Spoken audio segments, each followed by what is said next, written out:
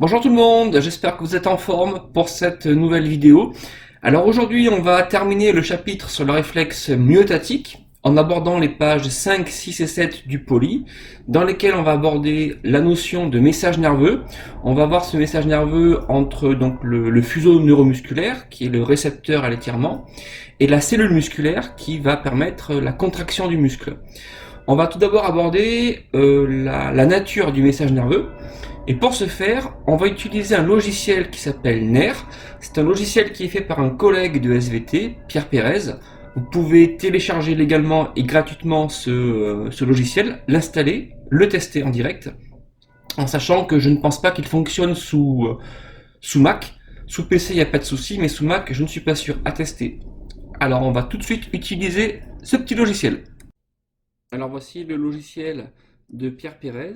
Ce logiciel donc s'appelle NER. Il va nous permettre de comprendre quelle est la nature du message nerveux. Pour ça, je vais commencer par regarder l'onglet du logiciel qui s'appelle potentiel de repos et potentiel d'action. Ici, on aperçoit une fibre nerveuse de neurones. Il peut s'agir d'un axone ou d'une dendrite. Là, en l'occurrence, on imaginera qu'il s'agit d'un axone. J'ai deux électrodes qui sont ici reliées à un oscilloscope. Donc je vais faire apparaître par l'aiguille la tension qui est mesurée entre les électrodes. Au départ, j'ai une tension nulle, puisque mes deux électrodes sont dans le même milieu, je n'ai pas entre les deux de différence de potentiel. Je vais introduire délicatement cette électrode à ras de la membrane, mais du côté extracellulaire, et la deuxième électrode, je vais l'introduire à ras de la membrane, côté intracellulaire, et vous allez regarder ici ce qui se passe. On y va. Donc vous avez remarqué que la tension était mesurée, elle est de l'ordre de moins 70 millivolts, je la fais apparaître ici.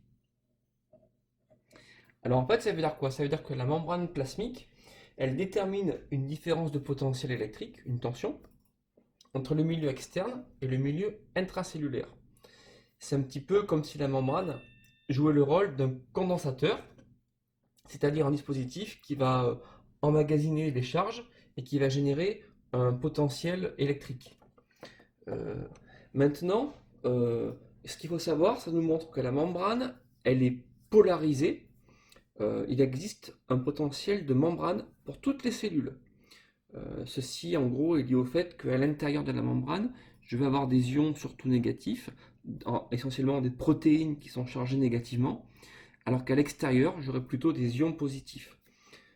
Donc j'ai une différence ionique de part et d'autre de la membrane qui explique cette différence de potentiel. Ceci étant valable pour n'importe quelle cellule vivante.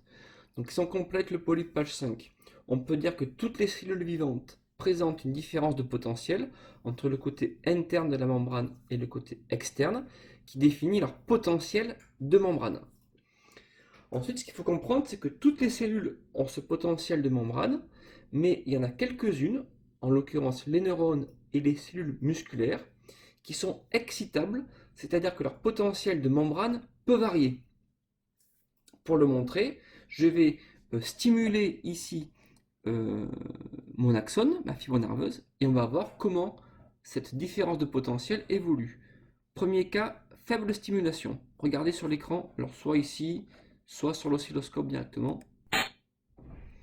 On voit une très brève inversion de la polarisation membranaire, mais qui n'est pas forcément significative.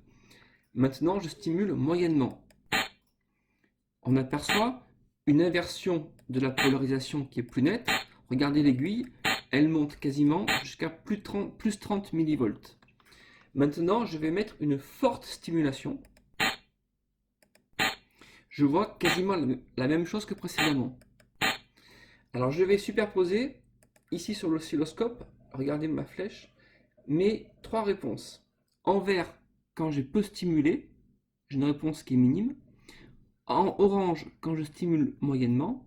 Et en bleu, quand je stimule fortement. On constate que l'inversion de polarisation de la membrane, elle est la même que je stimule faiblement, que je stimule moyennement ou fortement.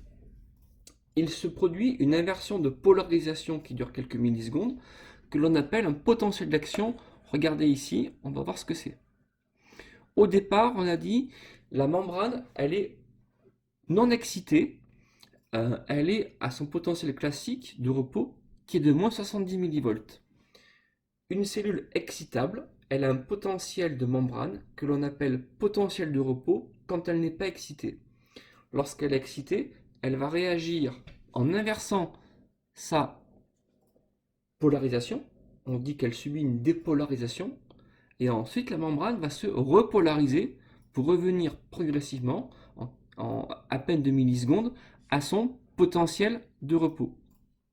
En gros, ça veut dire, regardez ici, que l'extérieur de la membrane est chargé positivement, l'intérieur est chargé négativement, et que transitoirement, je vais avoir une inversion de ces charges qui correspondent à ce qu'on appelle ici un potentiel d'action. Et le potentiel d'action, c'est quoi? Eh bien, c'est l'élément de base qui va constituer un message nerveux. Donc sur le polypage 5, on peut continuer le texte en disant que si toutes les cellules ont une membrane polarisée au repos, seuls les neurones et les cellules musculaires sont excitables, c'est-à-dire que leur potentiel de membrane peut varier. Et vous constatez que dans le poly, j'ai fait une faute en début de ligne. Je répète la phrase suivante. Si toutes les cellules ont une membrane polarisée au repos, seuls les neurones et les cellules musculaires sont excitables, c'est-à-dire que leur potentiel de membrane peut varier. Ainsi, en l'absence de toute stimulation, un neurone présente un potentiel de membrane, appelé potentiel de repos, égal à environ moins 70 millivolts et mesurable avec un oscilloscope.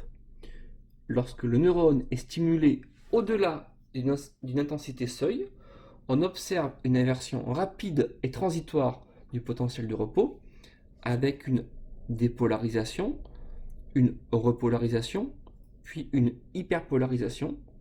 Cette inversion est appelée potentiel d'action. Elle est caractérisée par une amplitude maximale d'environ 30 millivolts et une durée de 2 millisecondes.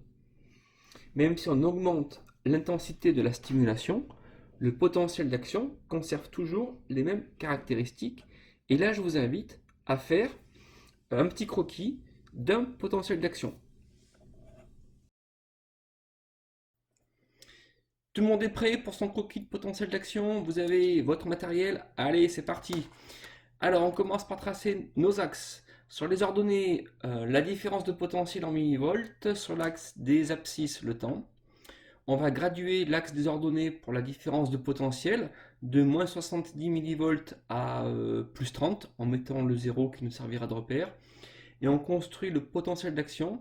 Donc on commence à moins 70, ça va être le potentiel de repos. Ensuite on va avoir notre dépolarisation qui est suivie par la repolarisation puis l'hyperpolarisation pour arriver ensuite au potentiel de repos. Voilà. On va maintenant voir quel est le lien entre le message nerveux et les potentiels d'action en utilisant cette partie-là du logiciel. On a ici un récepteur sensoriel. Alors en fait, ça s'appelle un corpuscule de Pacini. C'est un récepteur sensoriel qui est dans la peau, qui est sensible aux variations de pression. On peut un petit peu le comparer aux fuseaux neuromusculaires, qui sont des récepteurs sensoriels, vous le savez, sensibles à l'étirement. Donc ici, je vois le début de la dendrite qui se prolonge ici. Donc je vais stimuler mon récepteur sensoriel et on va regarder la réponse. Je vais faire 3 types de stimulation. Lorsque je le stimule faiblement, au niveau de la fibre, j'enregistre un message nerveux qui est constitué par 2 potentiels d'action. Quand je stimule un peu plus fort, mais de manière moyenne, j'enregistre un message nerveux avec 4 potentiels d'action. Et quand je stimule fortement, j'enregistre un message nerveux avec 6 potentiels d'action. Ça veut dire que le message nerveux, c'est un ensemble, un train de potentiels d'action. Et donc le message nerveux, il est codé en fréquence de potentiel d'action. Donc si je complète mon schéma, mon poly page 5, on peut dire que l'augmentation de la stimulation d'un neurone au-delà de l'intensité seuil induit l'émission d'une succession, un train de potentiel d'action, dont la fréquence est proportionnelle à l'intensité du stimulus. Ce train de potentiel d'action constitue le message nerveux. Ce message nerveux est donc codé en fréquence de potentiel d'action. On parle de codage électrique du message nerveux. On reprend le logiciel nerf de manière à comprendre la conduction du message nerveux le long de l'axone du neurone. Pour cela, je vais m'intéresser à la vitesse de propagation du message nerveux. Ici, vous constatez qu'il existe deux types de fibres nerveuses, deux types d'axones. Ici, vous avez un axone classique qui est un axone tout nu, à l'intérieur duquel, dans la membrane, on voit des charges négatives et à l'extérieur, des charges positives. Deuxième type d'axones, c'est ceux qui sont entourés par une couche de matière grasse que l'on appelle la myéline. Et vous constatez que la myéline, elle se dépose en couches. Ici, une couche de myéline, une petite zone toute petite sans myéline, une nouvelle couche de myéline, une zone sans myéline, etc. Cette myéline, donc une substance à base de lipides, elle sert d'isolant autour de l'axone. Regardez, je vais lancer ici, dans le premier cas, la stimulation de ma fibre nerveuse sans myéline et regardez à la vitesse à laquelle se propage le message nerveux. Je recommence. Maintenant, je vais stimuler la fibre qui est en dessous avec la gaine de myéline. Regardez la vitesse à laquelle se propage le message nerveux. Vous constatez qu'il va beaucoup plus vite sur la fibre qui est avec la myéline. Comment on l'explique? En fait, les changements de polarité de la membrane sont liés à l'ouverture de tout petits canaux qui sont dans la membrane qui permettent l'entrée et la sortie d'ions. Et il faut que ces canaux s'ouvrent de proche en proche ici. Donc ça prend du temps. Alors que là, étant donné que j'ai une isolation qui est assurée par la gaine de myéline, j'ai ici un canal qui permettra le changement ionique, et le suivant, il est beaucoup plus loin, comme si on avait un seau, si vous voulez, qui permettra donc une propagation plus rapide. On a donc fini la page 5 du poly. Vous retrouverez la suite dans une prochaine vidéo.